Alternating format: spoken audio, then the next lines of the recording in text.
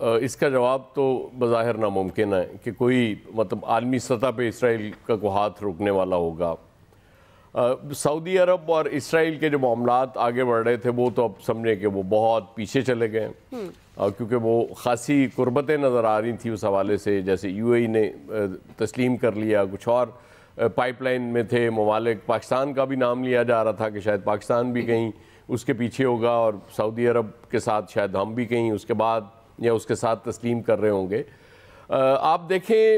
سب سے بڑا ایشو کیا ہے کہ دنیا جب بات کرتی ہے تو وہ کلیئر کٹ، ویسٹرن نیشنز ہو جائیں، امریکہ ہو جائے، وہ کلیئر کٹ سائیڈ لیتی ہیں اسرائیل کی کہ ہم اسرائیل کے ساتھ ہیں۔ امریکہ بحری بیڑا بھی بھیج دیتا ہے اور ہمارا سارا فوکس اس بات پہ کہ یا اللہ وہ بیڑا غرق کر دے اس بحری بیڑے کا۔ اس سے زیادہ ہم مطلب ڈیوائیڈ اتنی خوفناک ہے، کوئی مسلم ملک آپ کو نہیں نظر آ رہا ہے جو کلیئر کٹ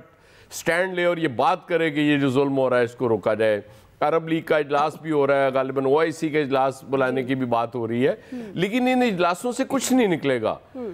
وجہ یہ ہے کہ آپ نے جب تک اس کو میک شور نہیں کیا کہ جو فلسطینیوں کے حقوق ہیں، اصل میں وہ آج ایک بڑی اچھی ایک دوست نے ٹویٹ کیا ہوا تھا کہ انسانی حقوق کی سب سے بڑی خلاف ورزی اٹ سیلف اسرائیل کا وجود ہے، لیکن وہ جو نیشن سب سے زیادہ شور کر رہی ہوتی ہیں انسانی حقوق کے حوالے سے، وہ اس طرف بات نہیں کریں گی کہ نسل کشی ہو رہی ہے اور فلسطینی بچوں، خواتین سمیت سب کو شہید کیا جا رہا ہے، ان کو ٹارگٹ کیا جا رہا ہے۔ اقوام متحدہ نے بھی ایک بیان دے دیا اس سے زیادہ کہ جی وہ ناکہ بندی نہیں ہو سکتی، یہ ممنوع ہے، اس سے زیادہ کچھ نہیں ہوگا۔ کشمیر اور فلسطین دو ایسے معاملات ہیں جن پہ قراردادیں موجود ہیں اقوام متحدہ کی، لیکن اس کے باوجود چونکہ طاقتور ان کے ساتھ ہیں اس لیے کوئی فرق نہیں پڑتا۔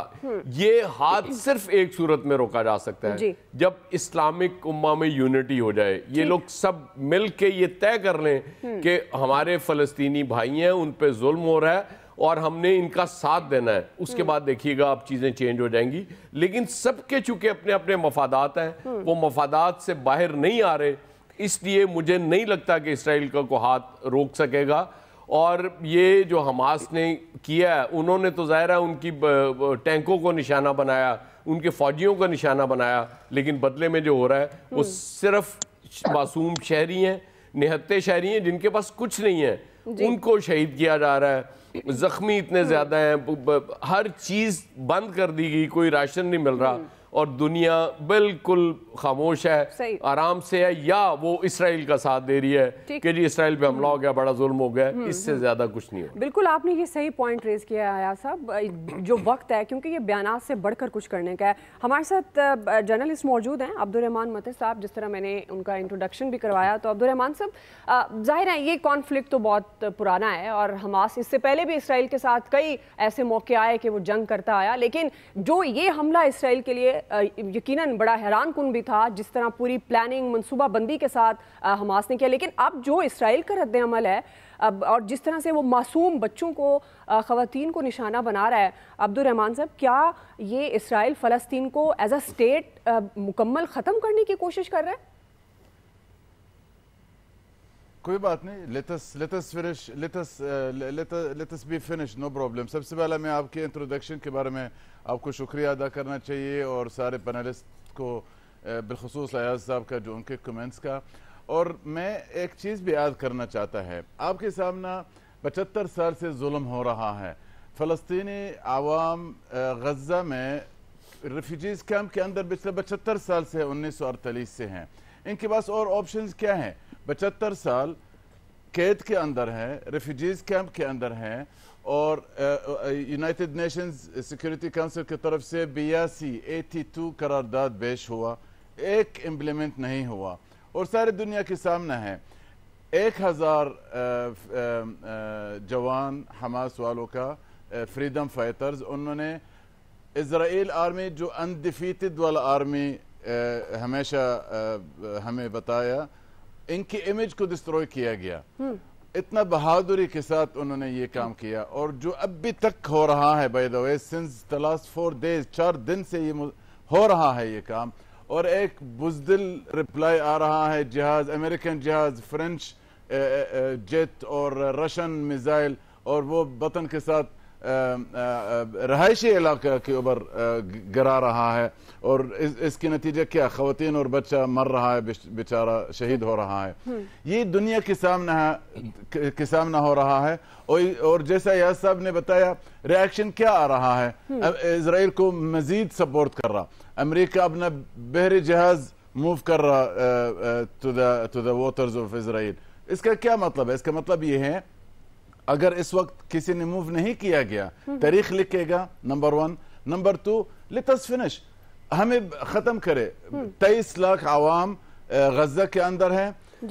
362 स्क्वायर किलोमीटर है। Let them finish all of this, no problem. तारीख लिखेगा और तारीख लिखेगा हुआ क्या है और इसका रिएक्शन क्या है, और अरब दुनिया और मुस्लिम उम्मा सोया हुआ, नो प्रॉब्लम। अब्दुर्रहमान साहब, as you know and you are right, आप बिल्कुल सही कह रहे हैं। इतने सालों से जो सब कुछ होता आया उसको फरामोश करते गए और अब हमास उठ खड़ा हुआ, और जैसे मैंने पहले भी कहा कि इसराइल ये तवक्को नहीं कर रहा था। मेरा एक सवाल है आपसे, आपको लगता है क्योंकि अब जिस तरह इसराइल आप जानते हैं कि उनका जो डिफेंस सिस्टम है इज़ वेरी स्ट्रॉन्ग, आपके ख्याल में हमास तवील जंग के लिए तैयार है जो कि इसराइल अब चाह रहा है?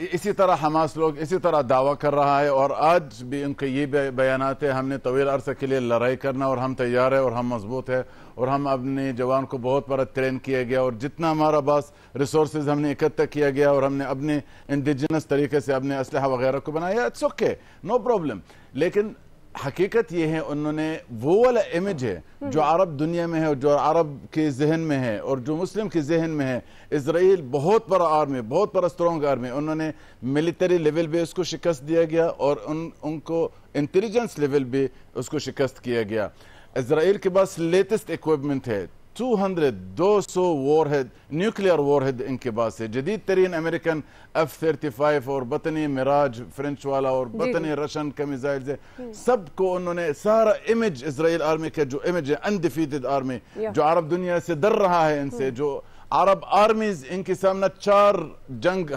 हार गया। फलस्तीनी 1000 बहादुर जवान ने उसको डैमेज किया गया। ठीक है, आप हमारे साथ ही हैं अब्दुर्रहमान साहब। मैं दीगर पैनल को भी शामिल करूंगी, फिर आपसे एक और कमेंट भी लूँगी। आमिर साहब, जिस तरह से आपने अब्दुर्रहमान साहब की गुफ्तगू भी सुनी और